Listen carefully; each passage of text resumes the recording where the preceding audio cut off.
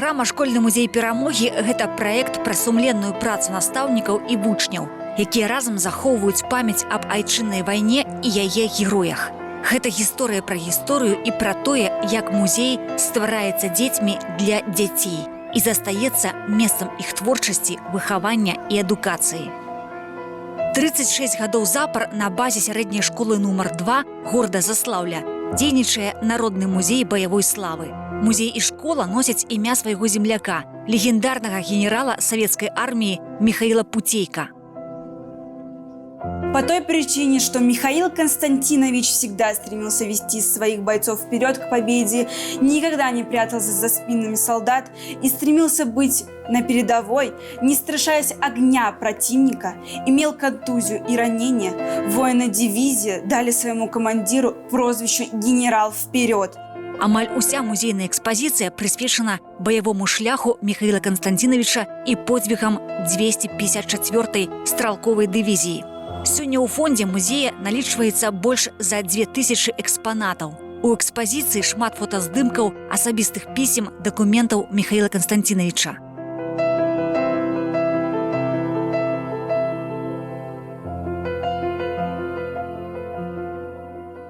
У него была жена и 2 детей, которые ждали его с фронта. Но в те времена, чтобы узнать, как дела у семьи, люди писали письма. И вот такие письма сохранились у нас в нашем музее. Одно из которых является оригиналом, а второе копия с оригиналом. В одном из писем, написанном в сентябре 1942 года, он переписал стихотворение «Жди меня» Константина Симонова. Второе письмо – это копия с оригинала 1944 года. В нем Михаил Константинович написал строки, ярко характеризующие его как опытного командира. Кроме того, я говорю теперь о случайностях, потому что война идет к концу, и некоторые могут сейчас воевать осторожно, с точки зрения сохранения собственной жизни. Если таких наберется много, нас может противник наказать. Я это разъясняю своим офицерам и доказываю, что наоборот, теперь нужно больше дерзости, и это сократит потери наши. Вялікую айчынную вайну ён сустрэў у Эстоніі ў званні старшага лейтэнанта, а ў канцы вайны ўжо насіў пагоны генерал-маёра. На той момант яму было ўсяго 32 гады. У 43-м годзе Михаил Константинович Путейка быў назначаны камандзірам 254-й стрэлковай дывізіі. Дывізія Путейка вызваліла ад фашыстаў сотні сёл і гарадоў Украіны і Малдавіі. Самы жорсткі бой чакаў генерала і яго салдат пад украінскім горадам Чаркасы, буйным прамысловым і чыгуначным вузлом. У баях за горад дывізія Путейка праявіла выключны гераізм. Наша армія фарсіравала Днепр двойчы праз туман, снег і мароз. Штурм Чаркас пачаўся 13 лістапада, а поўнасцю горад быў вызвалены ад нацыстаў толькі праз месяц, 14 снежня 43 года. Пасля гэтых баёў 254-я стралковая дывізія атрымае назву Чаркаская і дойдзе да нямецкага горада Баўцын. Тут, на землях Саксоніі, фашысты арганізуюць моцную абарону ў сваіх радавых замках і пачнуцца баі насмерць. Весной 1945 года дивизия была поставлена задача совместно с другими соединениями не допустить удара группы армии «Центр» во фланг и тыл Первого Украинского фронта, наступавшего на Берлин. Так, 254-я стрелковая дивизия завязала тяжелейшие бои с превосходящей по силам противника неподалеку у немецкого города Бауцен. Задача была выполнена, однако за нее пришлось заплатить дорогую цену. У гэтай схватцы загіне Михаил Путейка. 19 красавіка прыцэльна Михаила Константиновича забіў снайпер. І трэба сказаць, што за гады вайны ён 5 разоў падрываўся на мінах. На 6-й раз варожая куля абарвала жыццё савецкага генерала. Я хочу вам напомнить, ребята, с чего начиналась работа по сбору материалов в музее. А начиналась она, я вот вам покажу, у нас в музее такой есть альбом. Это был 1978 год, Москва. когда впервые я с ребятами поехала в Москву на встречу ветеранов 254-й стрелковой дивизии, на которой присутствовал маршал Советского Союза Батицкий Павел Федорович. Вот оттуда началось знакомство с ветеранами и сбор материалов. Раіса Івановна Трызна – чалавек-легенда. Яна не проста заснавала музей. Яна захапіла дзяцей пошукавай дзейнасцю. Раіса Івановна прыехала ў Заслаўль у 70-м годзе з Лідскага раёна. Спачатку працавала медсястрой, потым піянерважатай і лагапедам у спецшколе. Здавалася б, нішто не звязвала Раісу Івановну з Заслаўлем і з сям'ёй Пуцейка. Але чалавечая цікаўнасць і жыццёвая выпадковасць могуць зварухнуць горы. У 70-е гады яшчэ была жывая маці генерала Михаила Константиновича Пуцейка, Наталья Павловна. І Раіса Івановна разам з вучнямі ладзіла хатнія сустрэчы. Дзеці запісвалі ўспаміны, рабілі фотаздымкі, збіралі дакументы. Были мы в Черкасах, были во Львове, были, где похоронен Михаил, да. Были мы в Бельцах, это город Бельцы освобождала, 254-я, туда Молдова и переходила туда на Румынию. Вот здесь вы видите фотографию ветерана Марокко Николая Захаровича. Он очень много нам передал, он жил в Мариуполе на Украине. Ребята ездили туда, на море были там. Ездили в Азов, покатила Николай Гаврилович, он нам передал вот эту книжку «Память сердца». И вот у вас даже закладка была, где вам показано, как он писал про Михаила Константиновича. Мы были на встрече в Москве, там были представители из Черкас. И вот тогда, когда мы познакомились, мы нашли общие связи, что наш Путейка освобождал город Черкасы. Генерал-майор савецкай арміі Михаил Пуцейка быў пахаваны на кургане славы ў Львове. Год таму адміністрацыя горада прыняла рашэнне зруйнаваць 3 помніка савецкім воінам. А ў гэтым годзе мэрыя Львова запланавала перапахаваць прах героя вайны ў невядомае месца. Аднак яшчэ ў 80-е гады, калі ў беларускім Заслаўі настаўніца спецшколы Раіса Івановна Трызна задумала арганізаваць музей у школе нумар 2, украінскі горад Чаркасы і школа нумар 27 з радасцю прынялі прапанову аб сумеснай рабоце. Завязалася сяброўства паміж вучнямі украінскай і беларускай школамі. Потым дзеці будуць абменьвацца матэрыяламі і экспанатамі, ладзіць сумесныя сустрэчы. Больш таго, удзячныя украінскія школьнікі даставяць на самалёце і падараць заслаўскім вучням бюст Пуцейка. Сёння зносін паміж школамі няма.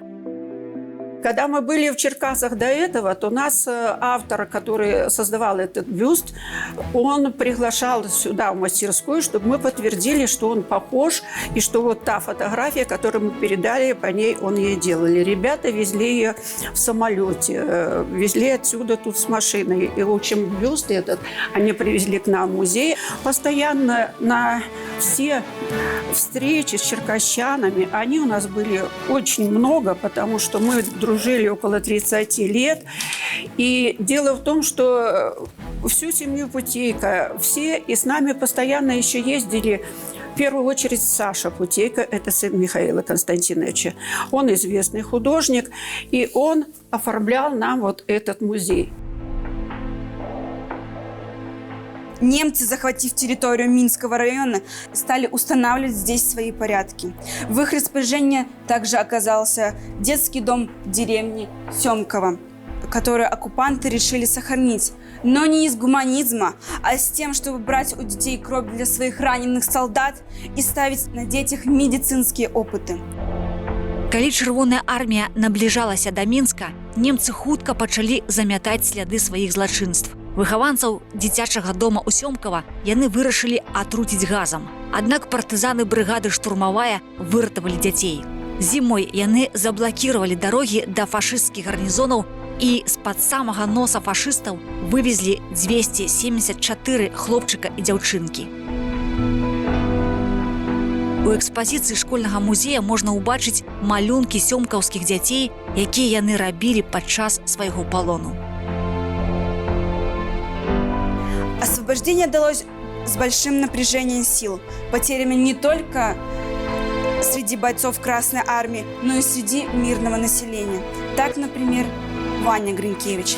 Этот мальчик был замучен немцами, задушен и заколот штыками за помощь красноармейцам во время освобождения Заславщины.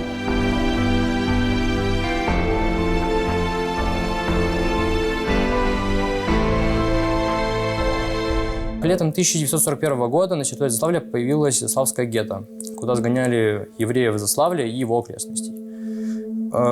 Осенью произошел его погром. Окружив гетто, немцы подожгли один из домов, пытавшихся спастись, расстреливали.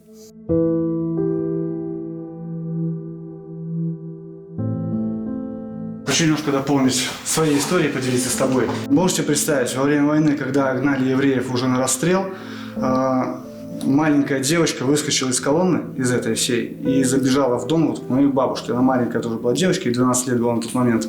И мои родственники спрятали эту девочку в погребе. Значит, там была картошка насыпана. Они сделали в этой картошке загородку, и 2 года эта девочка жила там. На сегодняшний день жива еще моя бабушка. Ей 93 года. И когда пришли немцы в 1941 году, ей было 10. Немцы пришли и стали выгонять всех на улицу. Помнит одно, что мать забрала всю семью, детей, в охапку, забрала корову, попали они в самое болото. Помнит только, как по грудь вся семья, ухватившись и обняв шею коровы, держалась за нее и этим самым грелись.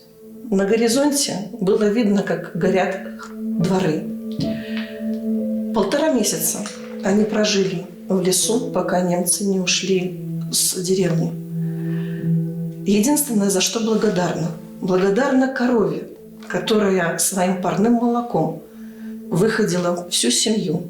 Сёння настаўнікі і вучні сярэдняй школы нумар 2 горада Заслаўля адкрываюць новыя імёны герояў вайны. Один из таких – политрук 16-го Дзяржынскага пограничного отряда Иван Парынов. Мы заинтересовались пограничниками, именно 16-м Дзяржинским погранотрядом, и стали искать материалы. Выехали на местность, собрали ребят вот из клуба «Наследники». Приехали, и сначала мы не знали даже, куда податься. Но и случайно встретили бабушку, в первый попавший дом зашли. Да, в первый попавшийся дом. Посмотрели старый такой, который еще выглядит такой, что, постройка старая, возможно, и старые люди живут. Встретили там бабушку, которая стеснялась, не особо хотела говорить с чужими.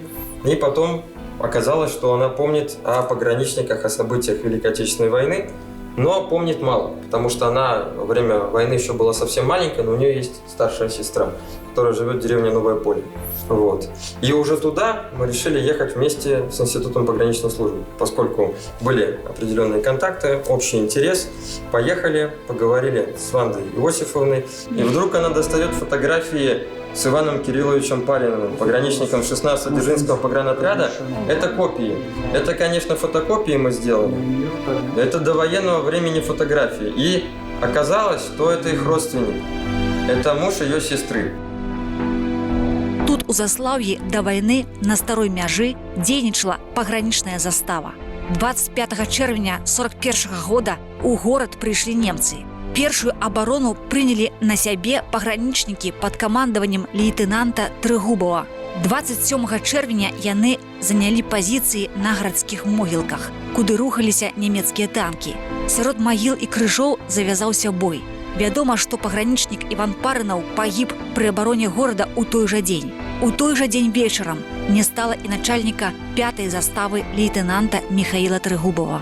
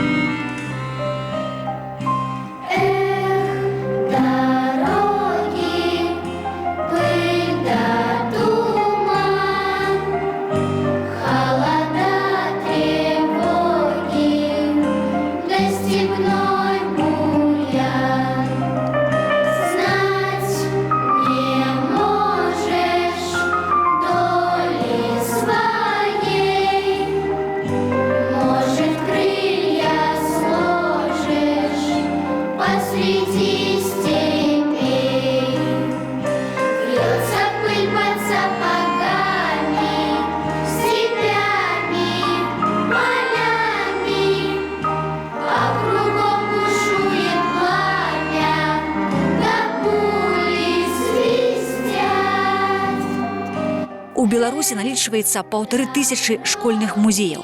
Больш за 200 з іх баявой славы. Сёння школьны музей не проста месца, дзе берагуць гістарычную памяць. Гэта месца, дзе кожны дзень настаўнікі змагаюцца за душы нашых дзяцей. Запрымай